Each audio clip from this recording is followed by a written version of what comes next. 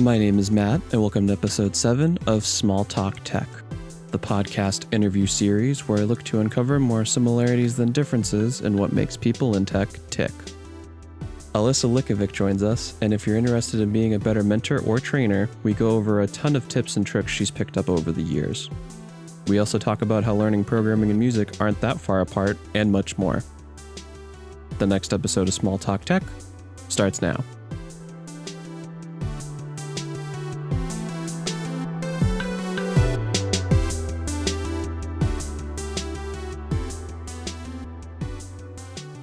So my name is Alissa Likavec. I'm currently a senior member of the design team at Bloc, which is an online bootcamp. We have 2 different tracks right now. We have a web developer track. We also have a designer track, and I am in the designer track of things. And what we do there is we talk about various things from the design process. So things like research, doing surveys. We end up getting into information architecture. We take students through really actually having them get the research and go through all of it themselves. We don't just give them pre-populated data or anything like that. I sort of work as, for the students that I mentor, I work as something of like a manager for them where, I'm their mentor, but then along with that, when we meet, we get into talking about the research, how they should analyze that. And then once they start getting into the visual design, starting from wireframes, going back to their surveys, going back to user personas they've created, building something that is based off of that. User advocacy is something that we really value. After that section, we talk about creating a case study for them. We have them build everything out. And then what I like to specialize in is the front end development side of it. So visual design is really fun. I also really love doing web development, and something that I do as a senior member of the design team is I hold group sessions. So every week, a 1-hour presentation on JavaScript concepts or front-end concepts, usually covering things like CSS, more of the code stuff. I really love that. So personally, my journey has gone through a few different jobs. I mean, it's mostly been development and then also design. Some companies much more of a development phase than a design phase.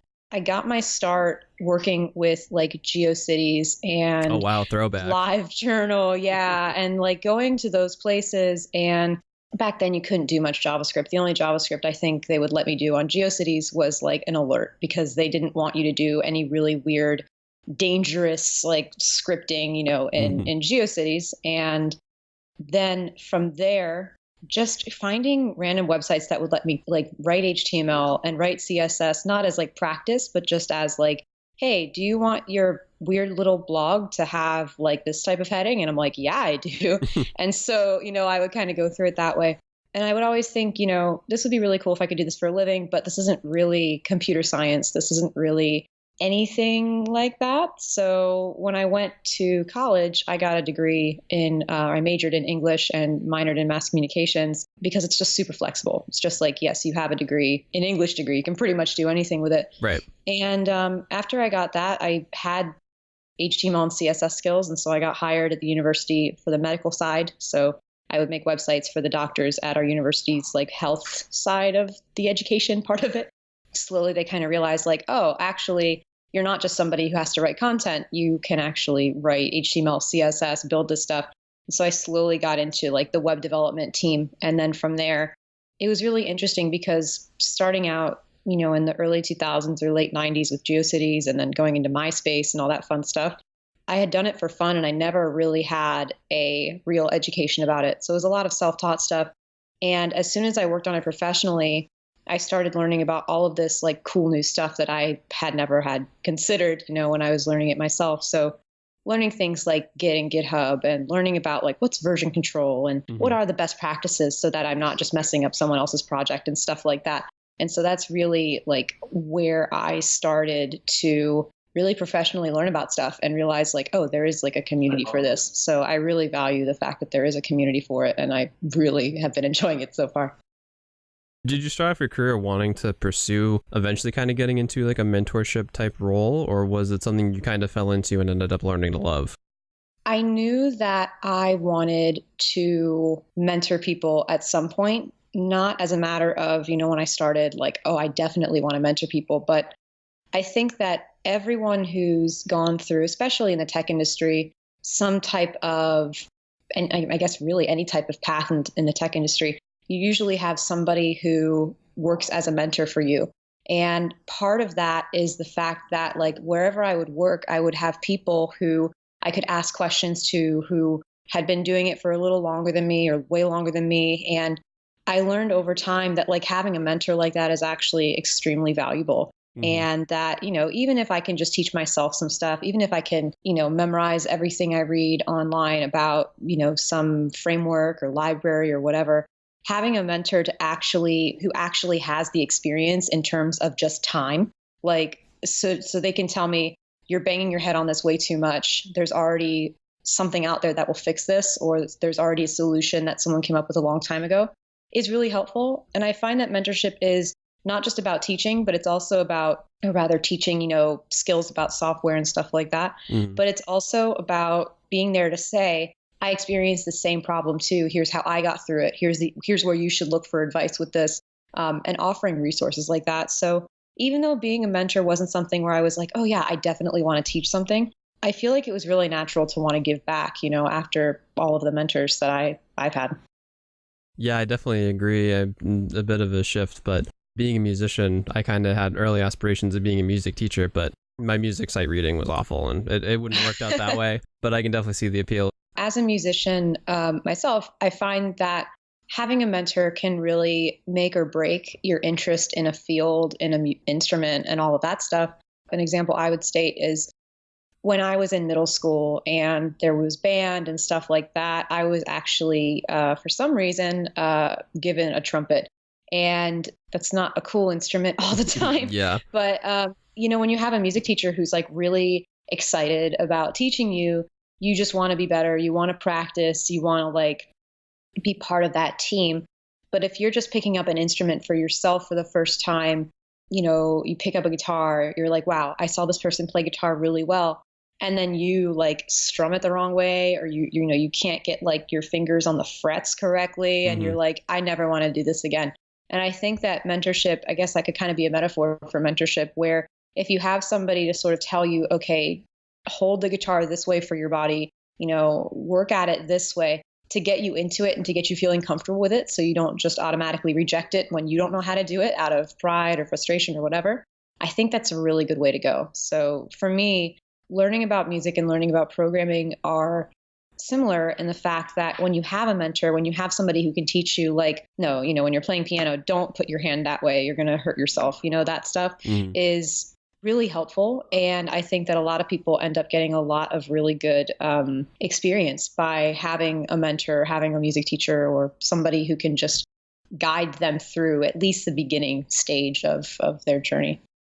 Yeah, exactly. Like if you buy some, watercolor paints at CVS and then you look at a Rembrandt painting, it's not really a good equivalency to make if you're just starting something out. So unfortunately not. And I think that's a lot of the thing is that there are lots of people who think, oh, I'm just going to figure this out myself.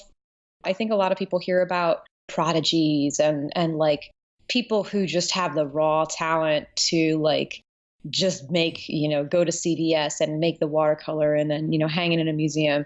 But they don't realize that it's not just raw talent. Like you can talk to people and, it's not bad to ask questions, and it's not going to be hard for you to learn as long as you can just get out there and ask questions. You know what I mean? I saw you post before about how you've heard students say, I'll never catch up. I shouldn't even try at this point. Do you have any tips for people who are either currently learning UI design or programming and might have some similar feelings? Yeah, absolutely. It's a marathon, not a sprint, is the classical thing to say. But I think that when people are first getting started, and this is kind of what happened to me when I was learning how to do it on my own, and then I started working somewhere professionally, I felt like, wow, even though I do have these years of experience from just, messing around on GeoCities or on MySpace or whatever, when you get into a professional environment, I felt so far behind because I had just been doing it away like for fun, and I never had really dug into CSS or HTML or programming books like professionally. So I think that it's never too late to start. A student that I had was like 40 years old and she just wanted to make a career switch, and she did it. And she learned the front end and she also learned the back end, and it was really cool to see, how her life was changed, how she got a job, how she, didn't have to work at the job she hated anymore. And, it's never too late to start. Even if you think it is too late to start, or you're just like, oh my God, why am I not there yet? There's a phrase that's something like the best time to plant a tree was 20 years ago. The next best time is now. Yeah. And I think that phrase really applies to everyone because they think, oh, I'm just coming in late. Let's just talk about like tech. I'm coming in late to this whole tech thing. Like, oh, wow, this person's been writing a hardcore programming language since they were like 8. Mm-hmm. And I'm, like 40. What am I going to do about it? And realistically, it's a matter of just getting into it and learning and practicing, really. Just because you don't have a professional background or like an academic background in a specific industry, like some of the coolest engineers that I know were homeschooled, and never one of them didn't even graduate high school, but he just loved it enough and he had enough experience and he practiced. And now he's working for a really good company and he's super smart. And he was also a really good mentor for me, even though we wrote in different programming languages. But, it's just like, once you get over the fear and you just start learning to say, I just want to try it, then you really get into it. And I think that's it's always hard to start. But once you start, I think it gets a little easier. I went to a conference in Florida. It was the front end conference. And there was this really good question where someone was asking, how many of you have experienced imposter syndrome and, stand up? Okay, how many of you have been in the industry for more than 3 years? And people started sitting down. Sit down if you've been in the industry less than 5 years. And there are still people who said that who were standing up, who said that they had 10 years of experience plus, they still felt imposter syndrome. Everybody can feel like, oh man, why am I a developer? Or like, why am I a designer? We all have bad days. We all have days where we don't feel like we get enough done, or we don't feel productive enough or excited about something we're doing. But that's normal, and I think that for people who are just getting started, especially through the bootcamp sort of format, it just feels very overwhelming. And it's something that I constantly try to remind myself of because, it's been a while, for example, since I first started dabbling in JavaScript. But I know that when I first started dabbling in it, I was so irritated because it's not, you aren't born into this world knowing like, oh yes, I should absolutely use parse float to change that, or parse int to change that string to a number. Or, yeah, absolutely, I shouldn't look at this code and just be able to say, yeah, I definitely need to do that. There are times where, no matter how much experience you have in a language, you end up struggling, or you end up trying to figure out why the heck something's not working. And that's not, a testament to your character or like your intelligence. It's just a testament to the fact that this language is not, intuitive for people. And so when people are learning stuff, something that I like to do is I try to learn things as much as possible, like more complicated things, because I find that being able to kind of resonate with frustrations that my students are feeling, one of the biggest things is never saying you only need to do this or just do this and it'll be easy. One of my biggest frustrations is when less experienced developers, designers, whatever, my frustration is when people who are in a higher place who can advise people like that say things like, oh, just do this, or all you have to do is this. When in fact, the whole problem is the fact that they're making it sound easy and it's not easy.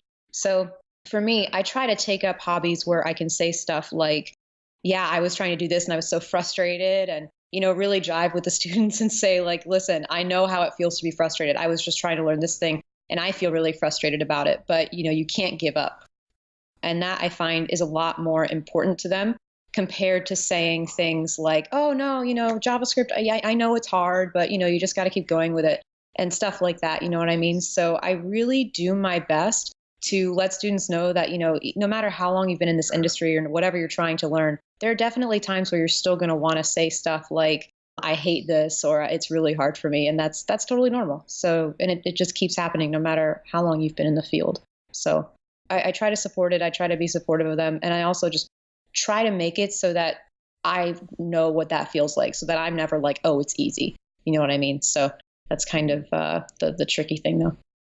Kind of a double-edged sword, because I agree with you. You could be familiar at something for so long, and really comfortable with it, and it'd be easy to say like, oh, what? No, and kind of take over and fix it for them, or have a view of it that it's easier than it actually is. But I agree. I think it's good to keep And some sort of that's perspective. one of the biggest things is trying to fix things for people, because when I try to fix stuff for people, I have to remind myself, as much as I want to help this person, they need to go through this themselves. They need to be the one that says, I figured it out, or I researched this. And one of the hardest things about being a mentor is not wanting to handhold too much. There are absolutely times where I want to make sure a student recognizes like, oh, this is the way to go. Don't pursue this path, pursue this one. But at the same time, I sometimes have to hold myself back from saying, listen, I got it. Here's the solution, because I also just really love solving problems like that. Yeah. So I do my best to just try and make sure that I am pointing rather than like taking them to the solution. I try to let them stumble so that they can gain that experience, because if throughout my entire career people just handed me solutions, it wouldn't matter how much time has passed. I would still be relying on them. But it's just part of it is, figuring out how to look up things, how to research stuff, and how to solve problems. There's a book called Radical Candor by Kim Scott that you seem to be a really big fan of. Yes, I love that. Yeah, in it she mentions this kind of concept or idea of challenging directly and caring personally. How important of a mindset do you feel that concept is, not really only in handling training or teaching or even learning, but for everyday life? I think that sort of stuff is really vital. One of the biggest reasons why I love Radical Candor so much is, as a concept in our program, we want, we've internally talked about this, where we give students feedback not based off of this idea of, oh, everything's fine, you know everything. We want to make sure that students know that when we're giving them feedback, first of all, we need to give them feedback, right? I think that if a student is signing up for a boot camp or a course of some type, they need to be given feedback. And I don't just want to give feedback that's like, yeah, this looks great, just change the color, or something like that. Not very constructive. When it's not constructive or it's not helpful or something like that. And so when I am teaching students, when I am working with them, Radical Candor is absolutely something that I use. And then more personally, just in everyday life, I think Radical Candor is really important because, when you have people you care about, friends or family or whatever, if someone is going to do something that doesn't seem like the brightest idea, you should be able to tell them, listen, man, that's a terrible idea. Maybe the language that you use is a little different, but saying something like, listen, I don't think that's a good idea, and then telling them why, and then letting them know, or, having them know innately, you're letting them know that because you care, is extremely important. And so to me, Radical Candor, and that book is amazing, by the way. She also did a TED Talk, which I would really highly recommend. The reason she came up with Radical Candor was because she had this person working for her, and he was really nice, but his work just wasn't cutting it. And instead of being honest with him and saying, look, man, I love you, but your work's not doing well right now, it turned into, she was just too shy to tell him until it was too late. And she felt like she really let herself and her team down, the people she managed. So I really suggest reading that book. And she definitely goes into sort of 4 different areas with regard to Radical Candor, and when you're speaking to people, how to speak to them so that you're not coming off as just being mean. But the biggest thing about that is just having a mutual understanding that you care for the person who you're talking to, and that you are, not just critiquing, without reason, or not just yelling at them because you are angry. It's all about caring, and then making sure that, you're letting them know, I care about you, but let's talk about this. So from a student perspective, when we're talking about Radical Candor, it's all about this idea of, I can give you criticism, but it's coming from a good place. One of the things that I do as a senior mentor in the program I'm in or the program that I help run, is I am one of 2 people that run project assessments. So for every designer track student that goes through the course, they have to complete a few projects. And as part of those projects, they have to complete assessments. And the assessments are times where they present their project to me or one other person that does them. And they walk us through their entire process from the beginning process to the final implementation, whether it's just the final mockups, the final coded out design. And radical candor is extremely important with that, because if the student thinks that I'm just playing bad cop or devil's advocate, or that I'm just being mean, they don't want to implement what I'm saying. They get really defensive. They tend to get really frustrated with me and the program. And if I make suggestions, they think that it's just me being picky. But if they know that me and anyone else who assesses them is doing it from a place of, you know, you're one of our students, we're looking out for you, and we want to tell you this because, you know, someone who you interview with may not tell you that you sound shy, or that you know, your presentation doesn't look as good as it could, or something like that. Right. We want to save them from that sort of experience. So, you know, for example, radical candor would be us saying, you seem a little bit disorganized. You could probably talk more about this, or your presentation looks a little bit unprofessional. You could talk about this, and just letting them know, like, you know, I mean, I don't want to give people compliment sandwiches, right. You know, and that's part of radical candor, is just saying, like, when I'm talking to you, I'm telling you truthfully what I think, from a place of caring and from a place of respect, and not from a place of, oh yeah, it looks good to me, you know? So radical candor is something that I just will praise, you know, all the way up into the mountains, because the style of it, I think, is really helpful. And it's just a lot better than just saying constructive criticism, which I think is just a really kind of big, meaningless term sometimes. As a mentor, what advice would you give someone maybe a bit more senior in their career who would want to try and do something similar, whether independent or otherwise? I think that for anyone who wanted to get into mentoring, I would first suggest that you be patient and always think about how you're talking about something. Like I was saying before, saying something like, oh, it's easy, or just do this, is not good at all, because that can really put somebody down in a way that you may not intend. And it's really simple just to say, oh, well, just do this. And it doesn't even feel like you're putting somebody down, but it might. And so you want to avoid that.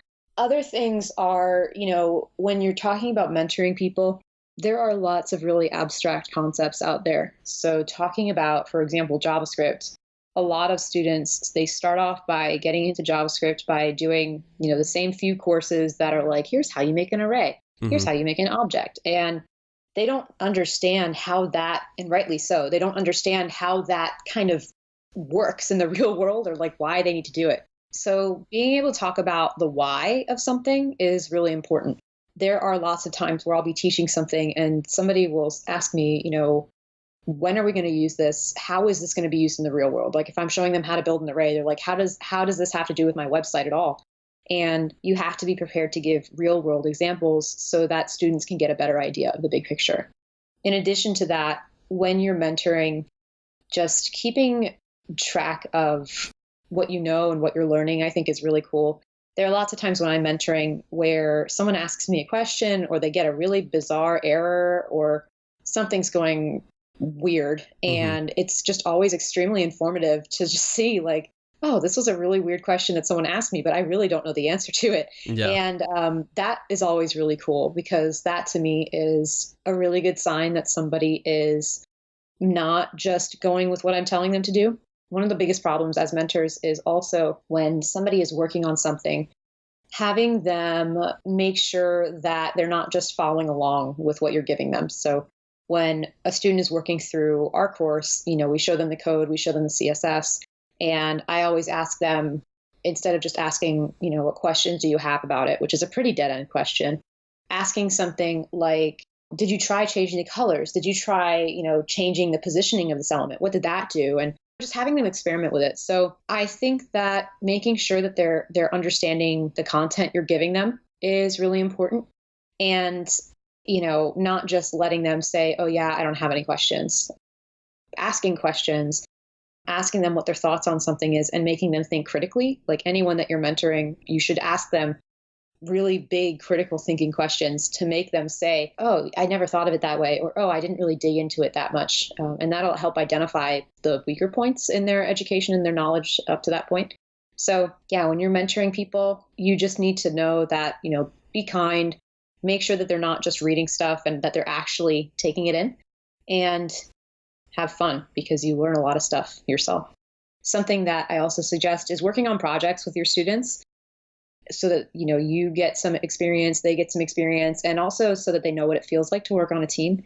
I find that a lot of students who are doing stuff on their own, they may not understand once they get hired at a job, like, how do I work with other people for, in version control and GitHub or whatever. And as a mentor, if you work with them on a project and they watch you program and stuff like that, it's so much nicer than you just watching from afar. And, you can introduce features. You can say, okay, I want you to code this out now. And that's just a really engaging way of keeping them excited and keeping yourself from being super bored. Could you please describe the first 90 minutes of your day, being specific as possible? So for instance, if you wake up early, what time do you wake up? If you drink coffee, what kind do you drink? So on and so Yeah. forth. So I usually wake up at 7 or 7:30. And at that point, I make myself a cup of tea. And coffee makes me a little crazy. So I only have coffee when I know it's going to be a major day. Amen. So I have a cup of tea. And at that point, I generally start just getting ready, taking a shower, just figuring out what my day is going to look like. I always check my calendar before I go to bed to know when my first meeting is starting in case something pops up. After that, I typically watch the news for maybe 20 minutes. I find that there are just so many commercials, there's so many distractions that if I do turn on the TV to watch the news for a little bit of time, I don't stay stuck to it for very long. I try to just either read something online or do that and not get caught up in the TV or using my phone really early in the morning. So it can turn into a very spirally sort of let me check Instagram, let me check Facebook, blah, blah, blah. So just staying away from that in the morning is great. I've heard of some people who like to put their phone in another room so that in the morning, so that they do not have it on their night table and stuff like that, which is something that I'd like to try. So once I get ready and I kind of get going by 8:30 or 9, I usually have a meeting at 8:30 or 9, depending on if there is a randomly scheduled assessment with a student or if I have my own students on some days or something like that. But after 8:30 or 9, depending, I have a really rigid schedule for checking my email. I only check my email at 3 times, very specific times of day. So 9, 12, and 3. And I find that helps keep me very productive so that I'm not just randomly, what's going on in my email, every 15 minutes. I really stick with that. And sorry to interrupt, but do you set an alarm on your phone to do that? Because that's really interesting. I haven't actually heard of anyone doing that before. Do you have muscle memory, I guess, at this point that you only check it at 3 times a day? Yeah, it is sort of muscle memory. I usually don't have to set alarms for that because my mentorship meetings are 30 minutes. So if I have a 30-minute meeting at 8:30, and my body's gotten really good at knowing what 30 minutes feels like, which is interesting. I'll just kind of look at the time. I'm like, okay, it's been 30 minutes. Let's stop the call. But I usually just check at those times. And so if I have meetings around those times, I kind of get, around that 9 or 12. And I'm like, okay, I'm good. 3 p.m. is usually a little weird because there's usually a whole ton of meetings at that point of the day. So I typically just try to keep an eye on the clock while I'm working. But the first 90 minutes of my day are waking up, getting ready, taking care of, any meetings I have to get into, and then just checking my email for, it usually takes 10 minutes. I usually don't have a ton of emails I have to respond to. But yeah, I usually try to just get right into working with the people I'm mentoring. If I do have some extra time, I'll probably just practice some programming or something like that if I can, or write curriculum or do something work related and stuff like that. But there's always something going on. What about at night? Do you have any sort of nighttime pre-bed rituals that you tend to do? Yeah, so I usually try to meditate a bit before bed just to kind of unwind. It feels really jarring for me to go from watching TV to sleeping. So I usually try to turn off the TV or stay away from my phone. There are times where, if I'm talking to my friends over Hangouts or something, I will chat with them and then just be, laying around trying to go to sleep, but also trying to talk to people, which is not the best way, but it happens.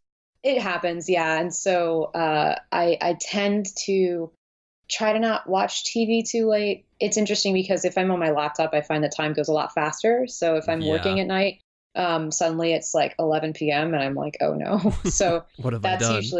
It's usually ever since I've been a kid, staying up late and writing code has been a guilty pleasure, I would say, to the point where I would just, as a kid, I'd be like, oh yeah, it's spring break, no one cares about like in middle school and stuff like that when I was on GeoCities. No one really cares about me going to bed early or late or whatever.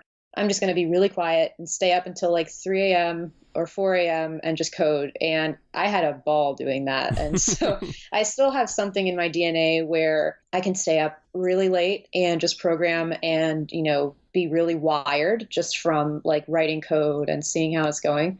I try not to do that because I'm an adult and I should probably not be staying up till 3 a.m. when I know I have to wake up at like 7. Gotta scratch the itch every once in a while, though. Yeah, like I said, guilty pleasure where it's just like, what I tend to do is, I think it's also really difficult to figure out if time is passing. So like not having the TV on, like obviously while programming, like turning the lights off, having maybe 1 or 2 lights on, and then just having headphones on and just getting really focused. I think it's a guilty pleasure of mine, or just something I really enjoy, because what tends to happen is during my day, it's really difficult for me to context switch because I usually have these 30-minute meetings or 45-minute assessments. And if I have 2 meetings in a row, so an hour of meetings and then 30 minutes of free time and then another set of meetings, I can't really do a lot of stuff in that 30 minutes of time that involves writing code or starting a new task or getting really deep into something because I can't focus for just 30 minutes. Right. The context switching is just going to be nuts. And so it might take me like 20 minutes to feel like I'm finally getting focused into something. And then I realize I have 5 more minutes until I have to start getting ready for this meeting. And then it's like, dang it. So I usually, if I'm doing it at night, it's because it's this uninterrupted time. And, if I've eaten dinner, like if there's nothing else for me to do except just sit and focus on writing code, then I love doing that. It just gets really tricky because of the fact that time can just fly by, because if, the sun's down, it's just nighttime, you lose track of how long it's taking you to get something done. Yeah, but it's really calming just writing code at night when it's dark. It's just, there's something really special about it. Kind of cliche a bit, but also kind of nice. Yeah, exactly. And it's just like, after a while of not doing it, once I, have a night where I'm just like writing code and be uninterrupted and all that, I'm like, wow, this feels really, really nice. Mm-hmm. So I enjoy doing it every so often, but yeah. What's something that's kind of a super, super small scale kind of obsession that you have? Right now, it's an anime show called One Piece. And Ooh. One Piece is long. It's a very, very, very long show. There was a time where last year, my husband and I, or the year before, we got caught up on it. We'd never seen it. We watched a whole bunch of the episodes over like the span of 6 months, and we caught up miraculously. Wow. Congrats. Yeah. Thank you. And it's been really interesting. And so what we tend to do is watch it when a show comes out every week. And then we also read the manga. And we went to Japan last year and they had this whole huge tribute to One Piece. That was really cool that we went and saw. I'm so jealous. That's like my top bucket list thing, is to go to Japan. It was amazing. Yeah. And Japan by itself was incredible. And I think that I really like Japan a lot because of, lots of TV shows, lots of art and stuff that I like comes from there. But the culture is just really incredible. The kindness of people, the cleanliness is amazing. And like I said, the politeness of people is just incredible. I really, really want to go back. We took the bullet train across the country a few times. We had a rail pass that let us just use the train for a set price for the course of like the 21 days we were in Japan. And that's awesome. Yeah. And so I love that. But One Piece is really good. Obsessed with other stuff. Steven Universe is also a TV show that I love because it's very thoughtful. The music in it is beautiful. And I guess the other thing I've been obsessed with is the JavaScript 30. Yeah, I've been seeing you posting with it. Keep it up. Thank you. The JavaScript 30 has been amazing. I have a lot of Wes's other courses, Wes Bose's other courses.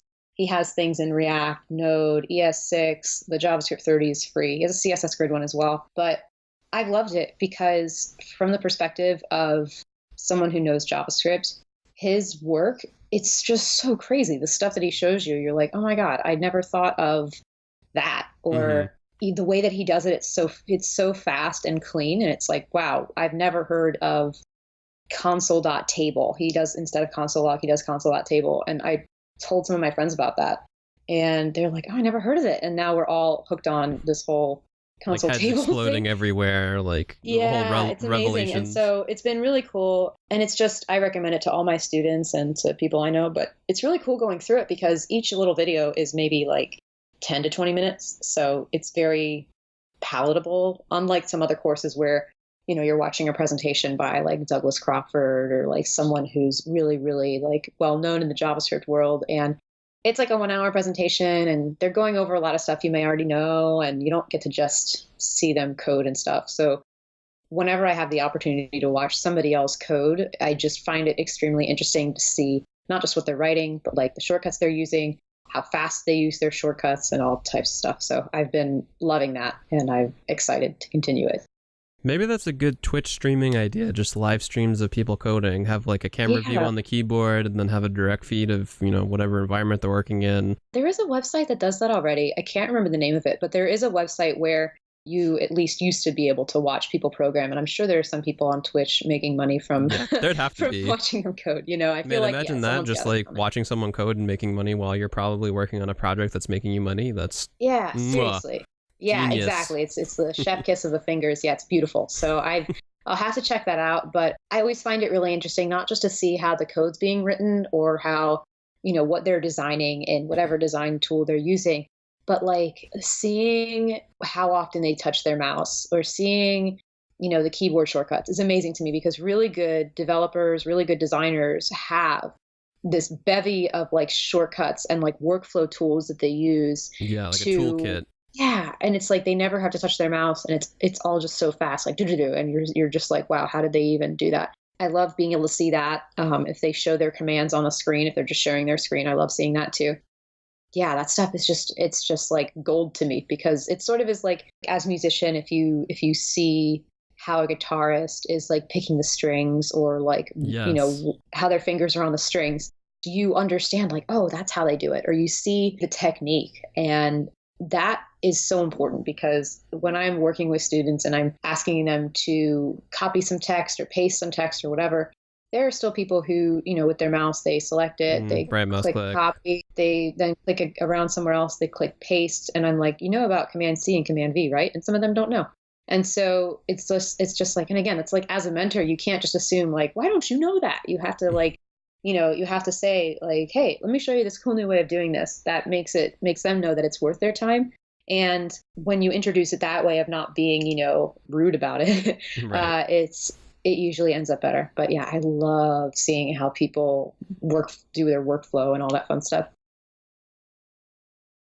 If you could get a billboard and have anything written or have it show something, what would it say or display and why? I might put something on my billboard, maybe just be text. Maybe it would just be center aligned. We want this billboard to get some attention. It should have some white space around the text and all that good stuff. Mm-hmm. I think that having something on the billboard, like, is your work helping others? Or what are you doing to make the world a better place? Something along those lines, because I think something that's coming up now that I think has been in the works for a while is a lot of companies, particularly in the Silicon Valley area, but then also, you know, companies that I've worked for and just kind of an internal thought of mine is like, what are they doing exactly for the world as a whole? Like, yes, you know, you're making a blogging service. Why? Or yes, you have successfully made another service that someone is going to pay you for, but is this helping anybody? One of the reasons I really love mentoring and one of the reasons I really love being like a user interface designer or user interface engineer is because I get to talk to people and I get to find out what makes them happy. And I get to find out what are the really common pain points that they experience that they don't need to experience. And more broadly, like I was saying, I think a lot of companies and a lot of higher level executives are doing like soul searching with regard to what is our product really doing for the world? Is it something that the world really needs? There's so many startups out there that, you know, do something like deliver food or have a service for people. And maybe it's not making people's lives easier. Maybe it's just fragmenting people's lives more than they need to be fragmented. Like, you know, the fact that there's like 5 different food delivery apps is not particularly helpful to me. Getting food in that way is helpful. to people. But I think that people really need to look at, like, especially engineers and people in the tech industry, like the work that you're doing, what is the purpose? What is the higher purpose that you're trying to serve? Are you trying to make things better, or are you just really focusing on getting enough money, to have the house you want or whatever?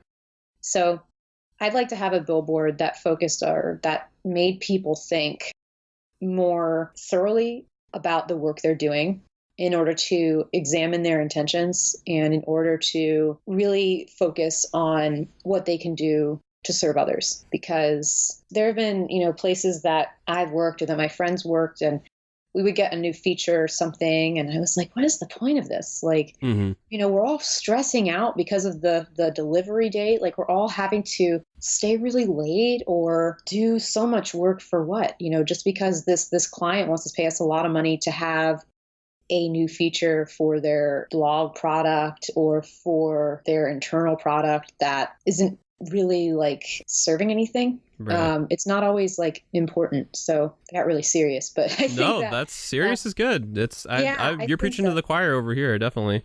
Yeah, and so I think that doing something that makes you happy or that makes other people happy is good. But yeah, I just, in my career, I want to keep working with users and to build things that make users say like, oh, no one ever did that, or this is like a site that I can actually use, and that gets into like accessibility and all of that stuff, where you're so focused on the user and what they need and building something for the user, and that, you're not just saying, well, you're already paying for our service. I don't really have to make this a feature for you. So really, really considering people is very important.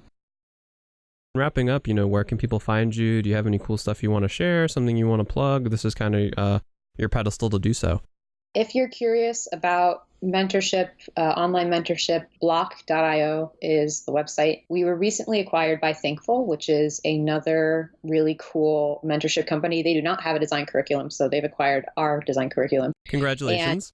Thank you. And that's really cool. We're also constantly updating our curriculum so that we're not just, kind of sitting in the past talking about old stuff. We recently moved a lot of stuff over from Sketch to Figma. We have daily design critiques with our amazing, capital A amazing design director, Chris Courtney. He is also an incredible guy, and he is a fierce advocate for all of our students that we mentor. And it's a really great community. He also does a weekly podcast video sort of thing called The Weekly, which is really cool, and it's public. And I am on Instagram at ui.engineer, and I'm currently talking about the JS30. Yesterday I met a follower of mine, which was super cool, who was in Seattle for very like a awesome. week. And yeah, very, very cool. He was awesome. And yeah, my portfolio is AlissaLikavec.com. And yeah, that's pretty much all I got to plug. Just be nice to each other and, help people out. Cool. And that was Bloc, BLOC, right? BLOC.io is the website. Yep, absolutely. Okay, awesome. What's one question you want to ask the audience, and we'll leave it off here? What are your goals and what do you have to do to achieve them?